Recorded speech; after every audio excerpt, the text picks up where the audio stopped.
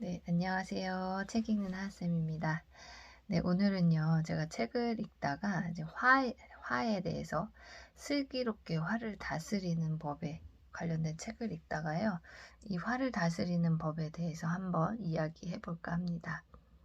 네, 순간에 끓어오르는 화를 주체하지 못하고 막 격하게 표출을 하고 난 다음에 후회를 했던 경험들이 다들 있으실 거예요.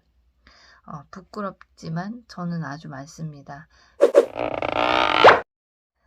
특히나 요즘은 사춘기로 반항이 심한 아들 때문에 저도 모르게 욱하고 화를 내고 후회하는 일이 자주 생겨서 사실 속상한 날도 많았습니다.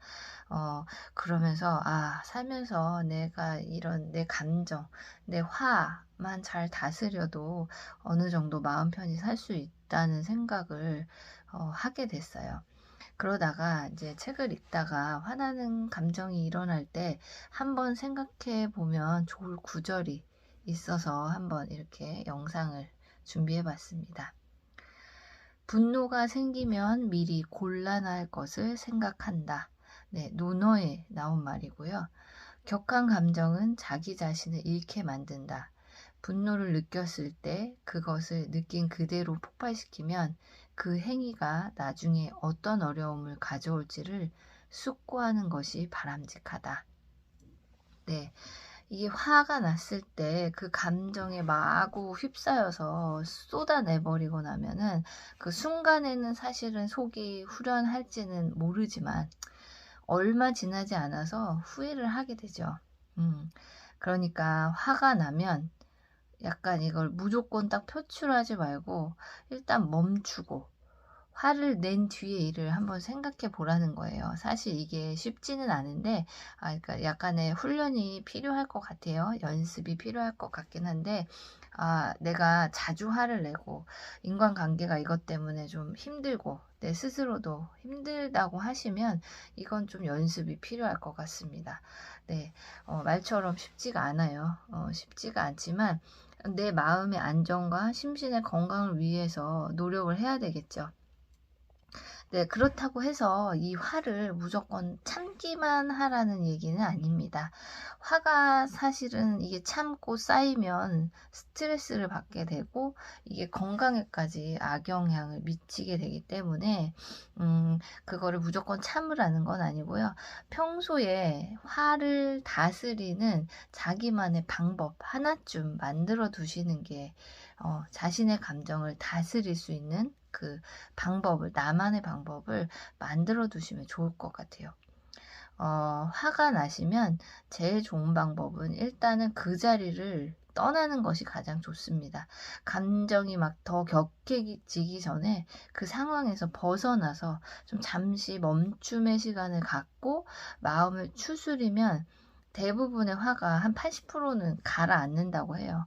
그리고 나서 다시 상대와 대화를 하거나 이렇게 시도를 하시는 게 좋은데요. 어떤 때는 자리를 피하고 내가 스스로 막 감정을 누르려 해도 이게 하루 종일 힘들 때도 있어요. 네. 이럴 때는 이거는 이제 저만의 방법입니다. 저는 이럴 때 내가 아무리 좀 피하고 마음을 다스리려고 호흡을 하고 여러 가지 방법을 써봐도 진정이 잘 되지 않을 때는 저는 좀 글을 씁니다. 일기를 씁니다.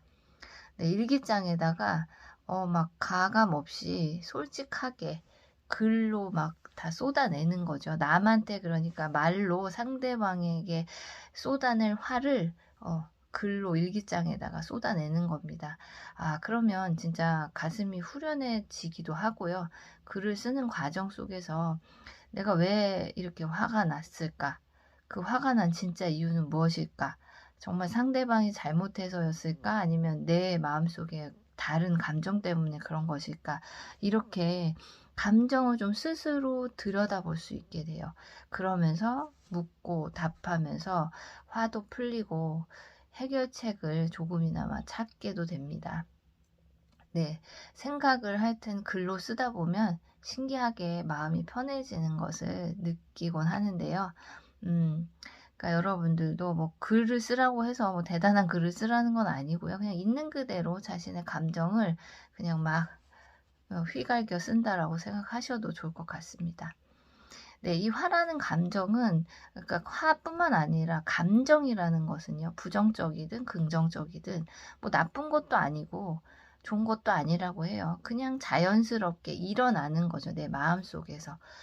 그러니까 화가 났을 때도 무조건 참고, 아, 이거 내가 지금 화를 내면 나쁜 거야 라고 생각하고, 그렇게 하기보다는 이거를 뭐 폭력적이거나 이렇게 폭발하지만 않으면, 화가 나는 감정은 어떻게 보면 자연스러운 것이라고 해요. 그러니까는 순간의 감정으로 하루 기분을 망치고 인간관계가 악화되지 않을 수 있도록 내가 내 화를 좀 알아차리고 그거를 해소하는 나만의 방법 하나쯤 갖고 계시면, 그렇게 슬기롭게 화를 좀 대처하시면 좋을 것 같다는 생각이 들었습니다. 마지막으로요, 이 화를 다스리기에 좀 도움이 되는 구절들 몇 가지만 소개해 드리고 오늘 영상 마치도록 하겠습니다. 격분하더라도 죄를 짓지 마십시오. 해가 질 때까지 화가 난 상태로 있지 마십시오. 남편 여러분, 아내를 계속 사랑하고 아내에게 심하게 화를 내지 마십시오. 성급하게 화내지 마라. 화내는 것은 어리석은 자의 품에나 머무르는 것이다.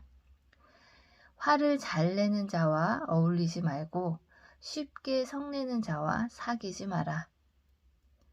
쉽게 화를 내는 자는 어리석게 행동하고 신중하게 생각하는 자는 미움을 받는다. 화를 잘 내는 자는 싸움을 일으키고 쉽게 성내는 자는 범법을 많이 저지른다. 네, 화가 날 때마다 조금 위안이 되는 자기만의 이런 구절들을 평소에 조금 적어 두신다든가, 지금 제가 소개해드린 이 구절들을 조금 떠올리면서 감정을 한번 다스려 보시길 바랍니다. 네, 우연히요, 요새 또 화가 많은 사회가 돼가고 있는 것 같아서 나름대로 자신의 화를 잘 다스리는 방법에 대해서 그냥 짧게 한번 책을 읽다가 제 생각과 함께 영상을 만들어 봤습니다. 네, 오늘 들어주셔서 감사하고요. 영상이 도움이 되셨다면 좋아요와 구독도 부탁드립니다.